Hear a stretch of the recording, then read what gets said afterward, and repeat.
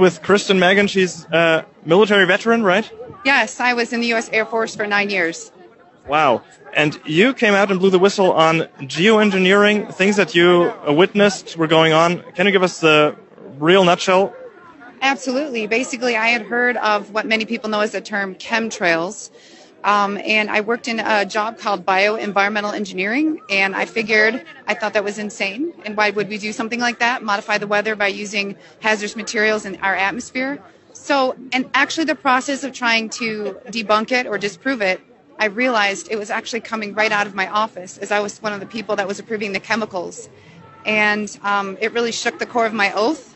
And I did a lot of sampling, a lot of investigation, and I blew the whistle and I got out. And I've now used my credentials, my oath, and my powers for good to help people understand it's very real. It's now openly admitted.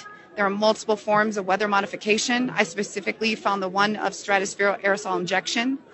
And collectively around the globe, we have to understand that it is now being admitted because they're saying it's combating climate change. Well, the climate change we need to be worried about is man-made climate engineering, also known as geoengineering. And when you say you had chemicals being pumped into the air, what kind of chemicals are they putting out that rain down on humanity, basically? Nanoparticulate metals, like we had different sulfates and barium and strontium. I know it's probably changed over time. I know they use silver iodide for certain things, but these are the odd part of it was the quantities that I saw them coming in, the form that they were coming in, and it's the same type of materials that I was trying to engineer out of the workplace to substitute with safer materials. And when you notice that what's called the safety data sheet, the information about a chemical of what personal protective equipment to wear, how do you dispose of it, how do you pack it to ship it, when key information is missing, I ask questions, and my questions led to demonization, and I knew I found something I shouldn't have. That's insane. So these metals are basically toxic for the humans, I would presume, or? Yes, because it also has aluminum, and a lot of people will tell you, well, these things aren't horrible in small quantities.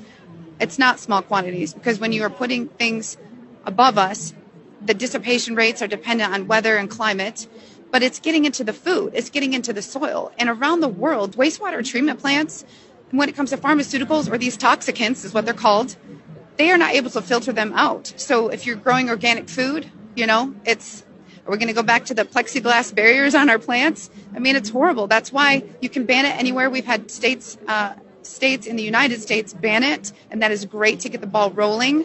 But people really need to wake up to it, irrespective of any political party. It's not okay. And you're seeing a huge increase in neurodegenerative issues like Alzheimer's. It's really difficult for people with respiratory issues and asthma. And people are wondering why they have allergies 24/7, 365.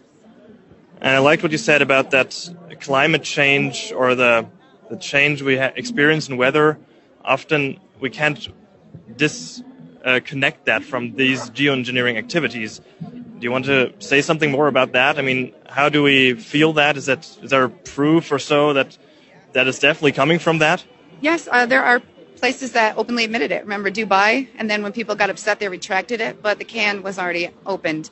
And the issue is, I know this sounds silly, but when you watch movies with time change, they say if you do something and something changes, it changes the ripple throughout time. If you are modifying the weather, you are messing with Mother Nature. And meteorology is a very, very thorough study.